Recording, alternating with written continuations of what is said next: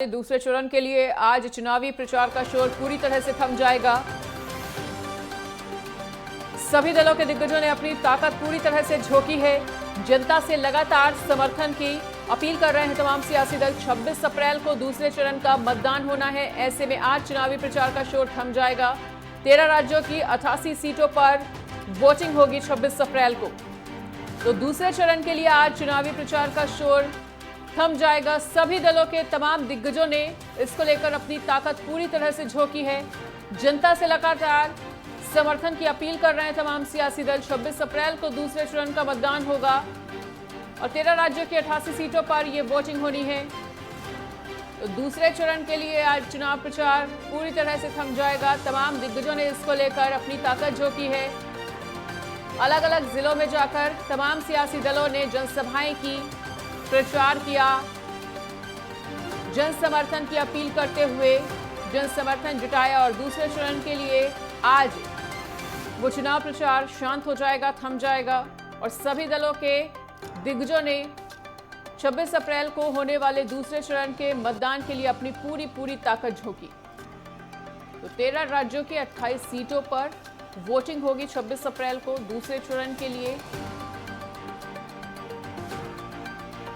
और आज चुनावी प्रचार थम जाएगा। जनता से लगातार समर्थन की तमाम सियासी दलों ने और 13 राज्यों की 88 सीटों पर जिस तरह से वोटिंग होनी है 26 अप्रैल को, उसके मद्देनजर तमाम सियासी दलों ने अपनी पूरी ताकत झोंकी, जनसभाएं की, रैलियां की, जनता को संबोधित किया, जन समर्थन जुटाया और आज वो चुनावी प्रचार का शोर थम जाएगा क्योंकि एक दिन के बाद ही 26 अप्रैल को दूसरे चरण का मतदान होना है। ऐसे में दूसरे चरण के मतदान के लिए तमाम सियासी दलों ने पूरी ताकत झोंकी, बड़ी रैलियां की, बड़े रोड शो किए और फिलहाल आज के बाद अब दूसरे चरण के लिए चुनावी प्रचार नहीं हो पाएगा। दूसरे चरण का जो चुनावी प्रचार है आज से रोक दिया जाएगा। जनता से लगातार समर्थन की अपील कर रहे हैं तमाम सियासी दल। तो 13 राज्यों की 88 सीटों पर वोटिंग होगी 26 अप्रैल को और तमाम पोलिंग पार्टियां जो हैं वो रवाना हो चुकी हैं अलग अलग जिलों के पोलिंग बूथ्स के लिए। 13 राज्यों की 88 सीटों पर वोटिंग होनी है। जिस प्रकार से पुलिस प्रशासन भी पूरी तरह से सतर्क है और आज चुनावी प्रचार दूसरे चरण के लिए थम जाएगा। तो बड़ी खबर, बड़ी जानकारी आपको बता रहे हैं। दूसरे चरण में यूपी के तमाम जिलों में वोटिंग होगी। 13 राज्यों की 88 सीटों पर वोटिंग होगी और यूपी के 8 सीटों पर वोटिंग होनी है। तो 18वीं लोकसभा के चुनाव के दूसरे चरण में यूपी की 8 सीटों पर 26 अप्रैल को मतदान होगा और 13 राज्यों की 88 सीटों पर वोटिंग होगी।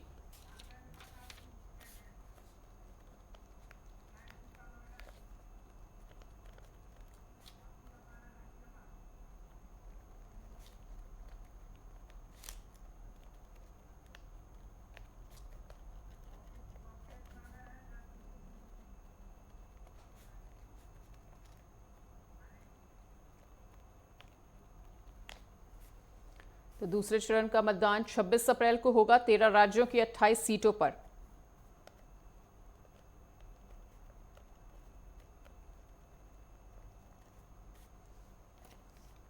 तो अगर यूपी की बात की जाए तो यूपी में 8 सीटों पर और 13 राज्यों की 88 सीटों पर 26 अप्रैल को वोटिंग होगी, जिसके लिए आज चुनावी प्रचार का शोर पूरी तरह से थम जाएगा। दूसरे चरण के लिए आज चुनावी प्रचार का शोर थमेगा और यूपी की 8 जो महत्वपूर्ण सीटें हैं उन पर भी 26 अप्रैल को दूसरे चरण का मतदान होना है। और इसी बीच हमारे साथ अलग अलग सहयोगी जुड़ चुके हैं। हमारे UP state head Raghavendra Pratap Singh, वहीं वासु कसाना गाजियाबाद से हमारे साथ जुड़ चुके हैं, विनायक नोएडा से और लवकेश भी जुड़ चुके हैं। तो सबसे पहले राघवेंद्र, आपका रुख करना चाहेंगे। आज चुनावी प्रचार का शोर पूरी तरह से थम जाएगा। दूसरे चरण के लिए 26 अप्रैल को मतदान होना है। ऐसे में 13 राज्यों की 88 सीटों पर जिस तरह से वोटिंग होगी, यूपी में किस तरह से सियासी समीकरण 8 सीटों पर साधने की आज कोशिश की जा रही है राघवेंद्र, और क्या कुछ तैयारियां दूसरे चरण के मतदान के लिए?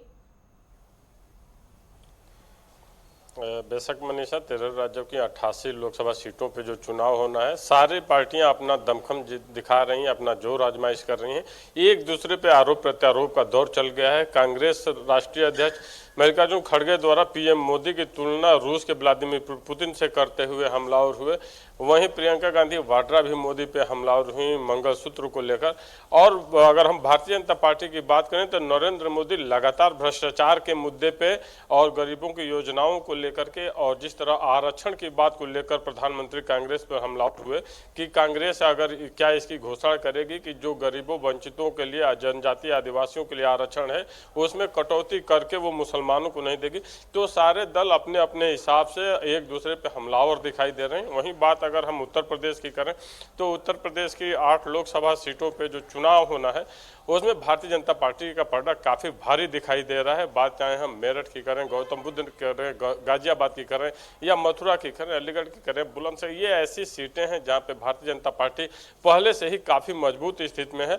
और सीएम योगी आदित्यनाथ द्वारा 7 साल में जिस तरह का शासन उत्तर प्रदेश में चलाया गया है, सुरक्षा का माहौल जिस तरह से दिया गया है, उस तरह से उत्तर प्रदेश के आम जनमानस में सरकार के प्रति कोई नाराजगी नहीं है और केंद्र सरकार के प्रति इंटर इनकम्बेंसी की बात धरातल पे दिखाई नहीं दे रही है।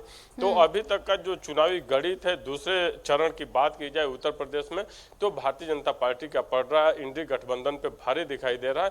उसका 2 कारण था, एक तो सरकार की योजनाएं और सुरक्षा का माहौल, और दूसरी तरफ इंडी गठबंधन द्वारा लगातार अपने प्रत्याशियों को बदलना और आपसी सामंजस्य न बना पाना और पहले चरण के चुनाव के एक दिन पहले सामूहिक रूप से रैली करना, चुनाव में कहीं न कहीं इन लोगों ने उतरने में बहुत देरी कर दी थी और भारतीय जनता पार्टी को उसका भी फायदा मिला। और भारतीय जनता पार्टी चुनाव के 2-3 महीने पहले, जब तक अभी आचार संहिता नहीं लगी थी, तभी से वो चुनावी तैयारियों में जुट गई थी। इस तरह आज दूसरे चरण के मतदान के लिए शाम को चुनाव प्रचार थम जाएगा। कल से रैलियां नहीं होगी, रोड शो नहीं निकलेंगे, डोर टू डोर कैंपेन होगा और सारे दलों ने अपनी ताकत झोंकी है। अब 4 जून को पता चलेगा कौन कितनी सीटों पे जीत दर्ज करता है। फिलहाल अगर धरातल की बात करें क्या है ग्राउंड रिपोर्ट, तो ग्राउंड रिपोर्ट पे भारतीय जनता पार्टी का पलड़ा भारी दिखाई दे रहा है। बिल्कुल, नोएडा से विनायक भी हमारे साथ जुड़े हुए हैं, उनका भी रुख करना चाहेंगे। विनायक, तो गौतम बुद्ध नगर में भी 26 अप्रैल को ही चुनाव होना है। ऐसे में नोएडा, ग्रेटर नोएडा और तमाम जुड़े हुए जो क्षेत्र हैं वहां पर चुनाव और मतदान की तैयारियां किस तरह से अभी होती हुई? जी, आपको बता दूं कि 26 तारीख को यहाँ पर मतदान होने हैं, उसको लेकर के जिला प्रशासन ने इसकी पूरी तैयारियां कर ली गई है। आज शाम के बाद से जो है पूरी तरीके से चुनाव प्रचार जो है थम जाएगा, डोर टू डोर जो है कैंपिंग करी जा सकेगी। हालांकि अगर बात करी जाए तो इसको लेकर के जो यहाँ का जिला प्रशासन है उसमें एक टीमें बनाई जा रखी गई है जो कि पूरी जगहों पर निगरानी बनाई रखी जाएगी। अगर बात करी जाए सोशल मीडिया पर, तो अगर कोई सोशल मीडिया के द्वारा भी प्रचार किया जाएगा तो उस पर भी निगरानी रखी जाएगी और उल्लंघन करने वालों पर सख्त कार्रवाई के निर्देश भी दिए जा रखे गए हैं। वहीं अगर बात करी जाए तो मतदान बूथ होगी तो वहां पर भी पूरी तरीके से तैयारियां पूरी कर ली गई है। जितने भी स्कूल है उनको, जो प्राइवेट स्कूल या सरकारी स्कूलों में जो बूथ बनाए जा रखे थे उनको बंद करने के आदेश दिए गए हैं। उनको साफ तौर पर कहा गया है कि अब बच्चों को ऑनलाइन क्लासेस दी जाए जिससे कि बच्चों की पढ़ाई को भी नुकसान न पहुंचा जाए और जो 26 तारीख को मतदान होना है उसको लेकर के भी कोई लापरवाही न बरती जाए। तो इसको लेकर के वो स्कूल के बच्चों को भी छुट्टी कर दी गई है। हालांकि अगर बात करी जाए तो पुलिस प्रशासन की सुरक्षा व्यवस्थाओं को लेकर के तो वो भी पूरी तरीके से मुस्तैद है। जोनल अधिकारी बनाए जा रखे हैं, सेक्टर सिटी मजिस्ट्रेट अधिकारी बनाए जा रखे हैं। वहीं अगर बात करें तो जो ज्वाइंट सीपी हैं वो खुद जगह जगह पर जा करके निरीक्षण करे जा रहे हैं। कुछ ऐसे जो यहाँ पर मतदान के बूथ हैं जो कि ब्लैक चिन्हित है, जहाँ पर बवाल होने की सूचना भी आती रहती है, उन सब जगहों पर जो है ज्यादा पुलिस को तैनात करी जा रही है। कई सारी एजेंसियों को चिन्हित किया जा रखा गया है। वहीं इसके साथ अगर बात करी जाए तो LIU टीम भी जांच कर रही है। अगर उनको भी कुछ क्लू मिल रहा है तो वो भी अपने जो अधिकारी है उनसे शेयर करे जा रहे हैं। हालांकि अगर बात करी जाए तो यहाँ के प्रत्याशियों की तो वो पूरी तरीके से अपनी ताकत जो है आज के दिन लगाने में जुटे हुए हैं। अगर बात करी जाए तो अर्बन एरिया यहाँ पर जो ग्रेटर नोएडा और जो देवर की साइड हैदराबाद की जो उनकी विधानसभा सीट पड़ती है तो वहाँ पर जो है लगातार लोगों से संपर्क किया जा रहा है, क्योंकि गौतम बुद्ध नगर में 5 विधानसभा आती हैं और जिसको लेकर के जो प्रत्याशी हैं वो लगातार चुनाव प्रचार कर रहे थे। हालांकि अगर बात करी जाए तो यहाँ नोएडा की बात करी जाए तो नोएडा में हाई राइज सोसाइटियां हैं, सेक्टर्स हैं, तो वो कहीं ना कहीं ये माना जा रहा है कि मोदी और योगी के नाम पर वोट जाएंगे। हालांकि अगर अर्बन एरिया की बात करी जाए तो वहां पर जो है लगातार जो पार्टी के कार्यकर्ता हैं, जो नेता हैं, जो प्रत्याशी हैं वो जुटे हुए हैं कि लोगों को मनाने में कि ज्यादा से ज्यादा संख्या में वोट दिए जाए। तो अगर बात करी जाए तो ग्रेटर नोएडा के साइड में जितने भी प्रत्याशी है वो वहाँ पर मौजूद है और लगातार लोगों से संपर्क करने में जुटे हुए हैं। बिल्कुल। और गाजियाबाद से वासु कसाना का रुख करना चाहेंगे। तो वासु कसाना, गाजियाबाद में अभी मतदान को लेकर किस तरह की तैयारियां देखने को मिल रही हैं, और जैसा कि आज चुनावी शोर पूरी तरह से थम जाएगा, उससे पहले सियासी दलों ने कितना दमखम दिखाया, कितनी ताकत झोंकी गाजियाबाद सीट के लिए? देखिए मनीषा, अगर गाजियाबाद की बात करें तो गाजियाबाद जो सीट है लोकसभा सीट, वो अपने आप में एक बड़ी सीट कही जाती है, क्योंकि यहाँ 29,500,000 वोटर्स है और 29,500,000 वोटर होने की वजह से संसद क्षेत्र काफी बड़ा कहा जाता है। हालांकि इस पे लगातार 15 सालों से भारतीय जनता पार्टी का कब्जा रहा है, लेकिन इस बार बीजेपी ने पूरी ताकत गाजियाबाद में फूंक दी है और गाजियाबाद में लेकर प्रदेश के प्रधानमंत्री या उत्तर प्रदेश के मुख्यमंत्री हो, वो तमाम जगह पर उन्होंने सभाएं भी करी और रैलियां भी निकाली। ऐसे में भारतीय जनता पार्टी मजबूत दिखाई दे रही है। हालांकि जो सपा सुप्रीमो है अखिलेश यादव जी, उन्होंने कहा था कि गाजियाबाद से लेकर गाजीपुर तक की सीट इस बार वो जीतेंगे, लेकिन जो गाजियाबाद में ही इंडिया जो गठबंधन है वो लड़खड़ाता दिख रहा है। यहाँ भारतीय जनता पार्टी मजबूत दिखाई दे रही है और एक बड़ी जीत हासिल करने की दावे कर रही है। ठीक है, बिल्कुल। और एक बार फिर से लौटेंगे राघवेंद्र के पास। राघवेंद्र, तमाम सियासी दलों द्वारा दावे तो बहुत से किए गए हैं, चुनावी प्रचार भी जोरों शोरों से किया गया है, लेकिन जैसा कि पहले चरण के मतदान के दौरान देखा गया था कि वोटिंग परसेंटेज बहुत कम रहा, बहुत से कारणों की वजह से। तो इस बार वोटिंग परसेंटेज बढ़े, इसके लिए क्या कुछ तैयारियां होती हुई? बेशक निर्वाचन आयोग ने भी इसको संज्ञान में लिया था और भारतीय जनता पार्टी खुद भी अपने कार्यकर्ताओं पर जिम्मेदारी डाली है कि एक व्यक्ति 10 वोट डालने की जिम्मेदारी रखे कि 10 मतदाताओं को ले जाएगा बूथ पे और वोटिंग कराएगा, जिससे कि वोट प्रतिशत बढ़े। वोट प्रतिशत घटना और मतदाताओं की बात करें, उनकी उदासीनता लोकतंत्र के लिए कहीं से भी नहीं सही है और पार्टियों की भी चिंता बढ़ाती है कि कम मतदान होते हैं तो आखिर जीत का जो आंकड़ा है उसको कैसे पार किया जाएगा। लेकिन उत्तर प्रदेश की प्रथम और द्वितीय चरण की अगर 14 सीटों की हम बात करें, पिछली बार भारतीय जनता पार्टी 7 सीटों पे जीत दर्ज की थी। वो भी तब पोजीशन थी जब उत्तर प्रदेश में किसान आंदोलन अपने चरम पे था और आरएलडी सपा के साथ थे, और इस बार आरएलडी बीजेपी के साथ है और किसान आंदोलन नहीं है। आम मानस में नाराजगी नहीं दिख रही, तो इसलिए भारतीय जनता पार्टी वहां पे मजबूत स्थिति में दिख रही है। निर्वाचन आयोग मतदान प्रतिशत बढ़ाने के लिए लगातार उसके लिए प्रयास कर रहा है, मतदाताओं को घर से निकालने के लिए, और बार बार इसीलिए वो अपने प्रेस कॉन्फ्रेंस बिल्कुल ठीक है। लवकेश नागर भी हमारे साथ जुड़ चुके हैं। सभी सहयोगी बने रहिए हमारे साथ, सभी का एक बार फिर से रुख करेंगे, पर फिलहाल यहाँ पर रुकेंगे एक छोटे से ब्रेक के लिए।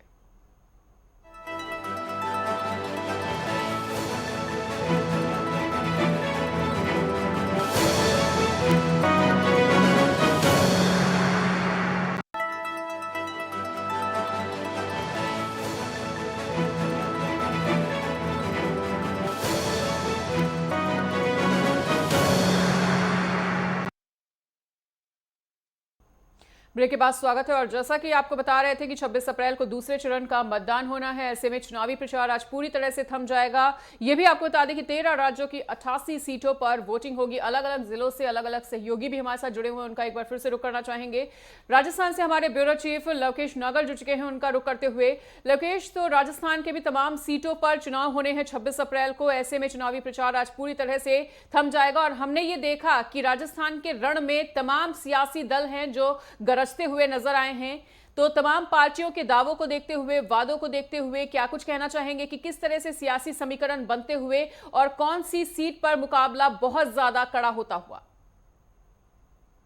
बता दें, राजस्थान में दूसरे चरण की 13 सीटों के लिए आज शाम 5 बजे मतदान का जो प्रचार है वो थम जाएगा। आपको बताएं, खुद प्रधानमंत्री नरेंद्र मोदी समेत बीजेपी के बड़े नेता राजस्थान के रण में थे। दूसरी तरफ मुख्यमंत्री अशोक गहलोत और सचिन पायलट की प्रतिष्ठा दांव पे थी, क्योंकि सचिन पायलट लगातार राजस्थान में प्रयास कर रहे थे कि एक बड़ा चेहरा बनकर उभरे और 2028 में कम से कम वो अपने लोगों को तैयार कर ले कि मुख्यमंत्री की दौड़ में लड़ाई लड़ सके। ऐसे में अपने प्रभाव क्षेत्र वाले इलाकों में सचिन पायलट लगातार सक्रिय रहे और कोशिश की कि ज्यादा से ज्यादा लोग लोकसभा पहुंचा दिए जाए, जिससे पार्टी आलाकमान को एक संकेत दिया जाता है कि सचिन पायलट जमीन पर मजबूत पकड़ रखते हैं। वहीं दूसरी तरफ बात की जाए सिरोही जालोर की, तो मुख्यमंत्री अशोक गहलोत के बेटे वैभव गहलोत चुनाव मैदान में है। ऐसे में मुख्यमंत्री अशोक गहलोत लगातार वहां कैंपेन कर रहे हैं और कांग्रेस के भी बड़े नेता वहां जाकर लगातार चुनाव प्रचार कर रहे हैं। दूसरी तरफ आपको बात करें तो जाट वोटर्स पर कांग्रेस और बीजेपी दोनों ही की नजर थी। ऐसे में कांग्रेस कोई कसर नहीं छोड़ रही थी कि जाट वोटरों को अपनी ओर खींचा जाए। बात की जाए, राहुल कस्वाल बड़ा जाट चेहरा थे जिन्होंने बीजेपी छोड़ के कांग्रेस ज्वाइन की और उन्हें शुरू से कांग्रेस ने प्रत्याशी बनाया। इसके लिए तमाम एक्सरसाइज की गई थी। अब जब हनुमान बेनीवाल भी कांग्रेस के साथ गठबंधन में है, ऐसे में जाट वोटरों को संभालना बीजेपी के लिए एक चुनौती थी। इसीलिए लगातार जाट बाहुल इलाकों में जाकर बड़े नेताओं ने, बीजेपी के बड़े नेताओं ने, चाहे प्रधानमंत्री नरेंद्र मोदी हो, अमित शाह हो, योगी जी हो, तमाम बड़े नेताओं के दौरे वहां करवाए गए। कल जब प्रधानमंत्री जी राजस्थान के दौरे पे थे तो टोंक सवाई माधोपुर वो सीट है जो राजस्थान की हॉट सीट बनी हुई है। पिछले 2 बार से वहां बीजेपी के सांसद सुखबीर जोनपुरिया सांसद रहे हैं और इस बार भी पार्टी ने उन पर विश्वास जताया।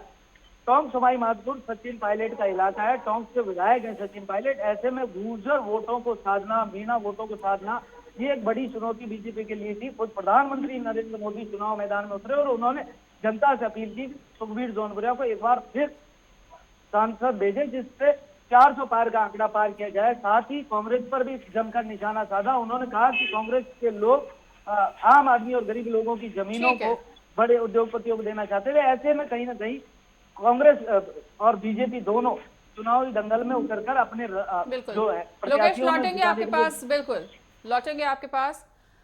एक बार फिर से वासु का रुख करते हुए, वासु, अगर गाजियाबाद की बात की जाए तो गर्मी का प्रभाव पहले चरण के मतदान में बहुत ज्यादा देखने को मिला था। ऐसे में क्या तमाम चुनावी प्रचार के दौरान पार्टियों के वादों में, दावों में इतना दम नजर आ रहा है कि वोटिंग परसेंटेज बढ़ाया जा सके? जी देखिए मनीषा, गर्मी की बात करें तो अभी भी तो सुबह के 11 बजे है और जो टेम्परेचर है वो काफी बढ़ा हुआ दिख रहा है। ऐसे में अगर चुनाव के दिन 26 तारीख को अगर कहीं गर्मी का आक्रोश रहता है तो कहीं ना कहीं मतदान पर इसका असर देखने को मिलेगा। हालांकि जो पार्टियां हैं वो पार्टी के जो कार्यकर्ता है वो जमीन पर काम कर रहे हैं, लोगों को जागरूक भी किया जा रहा है, चाहे वो प्रशासन की तरफ से हो या पार्टी की तरफ से। वोट की मात्रा जितनी ज्यादा बढ़ सके उतनी कोशिश की जा रही है। और जिस तरीके से अगर पिछले 2019 की बात करें तो अच्छा खासा चुनाव मतदान गाजियाबाद में रहा था और जिला प्रशासन का और पार्टियों का यही कहना है कि इस बार जो मतदान है जो उसकी परसेंटेज को इस बार बढ़ाया जाएगा। और गाजियाबाद में एक बड़ी जीत तो दर्ज की थी भारतीय जनता पार्टी ने, लेकिन इस बार यहाँ मतदान डालने का भी रिकॉर्ड एक बनाया जाएगा। जी मनीषा। बिल्कुल, और विनायक गुप्ता भी हमारे साथ जुड़े हुए हैं, उनका एक बार फिर से रुख करते हुए। विनायक, अगर गौतम बुद्ध नगर जिले की बात की जाए तो ग्रीन बेल्ट एरिया बहुत ज्यादा है। ऐसे में सबसे ज्यादा उम्मीद की जा रही है कि गौतम बुद्ध नगर में ज्यादा से ज्यादा मतदान होगा, लेकिन क्या कुछ अतिरिक्त व्यवस्थाएं, कुछ अतिरिक्त खास इंतजाम भी देखने को मिल रहे हैं मतदान को लेकर कि ज्यादा से ज्यादा मतदान करें लोग? जी, आपको बता दें कि जिला प्रशासन की तरफ से पूरी तैयारियां करी जा रखी गई है। पूरे जहां जहां पर बूथ बनाए गए हैं वहां पर जो बूथों की संख्या है वो ज्यादा कर दी गई है। और अगर बात करी जाए महिलाओं को लेकर तो महिलाओं के लिए भी अलग अलग जगहों पर पिंक बूथ भी बनाए गए हैं, जिससे कि महिलाएं आराम से जा करके वहां पर जल्दी से वोट डाल करके अपना निकल जा सकती हैं। तो ऐसे में जिला प्रशासन ने पूरी तैयारियां करी जा रखी गई है। वहीं अगर बात करी जाए तो वोटरों को जागरूक करने के लिए तो जिला प्रशासन की तरफ से कल भी जो है जूम ऐप से मीटिंग करी गई थी। कई सारे उसमें 200 से ज्यादा विद्यालय थे जिनसे बातचीत करी गई थी, जहाँ पे लोग पूरे टीचरों को समझाया गया था कि अपने अपने स्टूडेंटों को ज्यादा से ज्यादा लोगों को जागरूक किया जाए। वहीं अगर बात करी जाए तो जिला प्रशासन की तरफ से यहाँ पर जितने भी RWA है और AIO सोसाइटी है, जो हाई राइज सोसाइटियां हैं, उन सब लोगों से बातचीत करी गई थी, उन सब लोगों को जागरूक किया गया था। लगातार रैली भी निकाली जा रही है और साफ तौर पर कहा जा रहा है कि ज्यादा से ज्यादा संख्या में घर से बाहर निकल के वोट करे जाए, जिससे कि कोई एक अच्छी सरकार बन सके। हालांकि जिला प्रशासन इसको लेकर के पूरी तरीके से अलर्ट है। लगातार लाउड स्पीकर के द्वारा, नुक्कड़ नाटक के द्वारा जो है लोगों को जागरूक करने में जुटा हुआ है कि ज्यादा से ज्यादा वोटिंग घर से निकल के की जाए। वहीं अगर बात करी जाए तो प्रत्याशी और जो विपक्ष नेता है या जितने भी पार्टियों के नेता है, उन सब के द्वारा भी लगातार प्रचार किया जा रहा है कि ज्यादा से ज्यादा संख्या में वोट दें, जिससे कि एक अच्छी जो है सरकार मिल सके। हालांकि अगर इससे बात करी जाए तो अब जो है लगातार मैसेज भी किए जा रहे थे, लेकिन अब 72 घंटे के बाद से ही वो बंद करा दिए गए हैं। अब किसी के मोबाइल पर भी कोई भी जो प्रत्याशी हो या कोई भी कैंडिडेट हो वो प्रचार नहीं कर सकता। सोशल मीडिया पर पूरी तरीके से बैन लगा दिया गया है। अगर कोई भी प्रचार करते दिखाई देगा पार्टी का नेता तो उसके खिलाफ जिला प्रशासन कार्रवाई करेगा। बिल्कुल राघवेंद्र, तो दोनों ही संवाददाताओं की आपने बात सुनी है, चाहे गौतम बुद्ध नगर की बात की जाए, चाहे गाजियाबाद की बात की जाए, तैयारियां पूरी हैं। वोटरों को जागरूक करने के लिए बहुत से प्रयास किए गए हैं। वोटिंग परसेंटेज को बढ़ाने में जितने भी प्रयास किए गए हैं, क्या वो परसों यानी कि 26 अप्रैल को कारगर साबित होते हुए नजर आएंगे? मनीषा, प्रथम चरण के मतदान में जब मत प्रतिशत कम रहा तो भारतीय जनता पार्टी की चिंता बढ़ी और उसने मुख्य निर्वाचन अधिकारी उत्तर प्रदेश से रणदीप रेणुआ से मुलाकात की और एक लेटर भी सौंपा कि जो समय सीमा है उसको 1 घंटा शाम को बढ़ाया जाए, जिससे कि जब थोड़ी सी गर्मी कम हो तो मतदान प्रतिशत बढ़े। इसके अलावा भारतीय जनता पार्टी द्वारा एक अपने कार्यकर्ताओं को भी जिम्मेदारी दी गई हर जिले के लिए कि वो एक व्यक्ति 10 वोट मतदाता को लेकर आए और वोट प्रतिशत बढ़वाए, वोट डलवाए। इसके अलावा सारे राजनीतिक दल भी अपना एड़ी चोटी का प्रयास कर रहे हैं कि मत प्रतिशत बढ़े, क्योंकि मत प्रतिशत मतदान जब कम होता है तो सारी पार्टियों की चिंता की लकीरें बढ़ जाती हैं कि ऐसा तो नहीं कि हमारे दल का वोटर बाहर नहीं निकला और हमें वोट नहीं मिला। तो हालांकि जिला प्रशासन की बात करें या फिर निर्वाचन आयोग की बात करें या पार्टियों की बात करें, हर व्यक्ति इस पे प्रयास कर रहा है। हालांकि अभी निर्वाचन आयोग की तरफ से ऐसी कोई आधिकारिक घोषणा नहीं हुई है कि वो 1 घंटे का मतदान प्रतिशत बढ़ाया जाएगा कि नहीं बढ़ाया जाएगा समय सीमा, लेकिन हो सकता है कि आज शाम तक कुछ जानकारी मिले भी। लेकिन सारे लोग प्रयास कर रहे हैं कि मतदान प्रतिशत बढ़े और ऐसी संभावना है कि इस बार मतदान प्रतिशत बढ़ता हुआ कुछ दिखाई भी दे।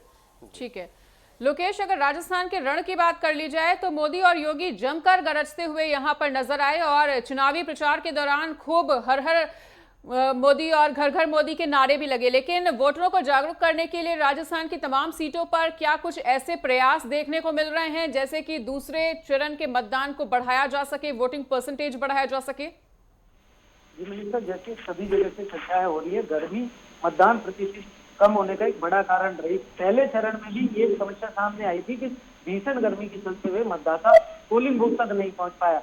अभी तमाम व्यवस्थाएं की गई है, जागरूकता अभियान चलाए गए। तो राज्य निर्वाचन आयोग के साथ साथ पॉलिटिकल पार्टियों ने भी मतदाताओं से अपील की है कि वो मतदान बूथों तक पहुंचे और जिस तरह बीजेपी लगातार प्रयास कर रही है, बूथ स्तर तक उन्होंने जो मैनेजमेंट किया, कार्यकर्ताओं को जिम्मेदारियां दी गई हैं कि बूथ तक मतदाताओं को ले जाया जाए और मतदान करवाया जाए।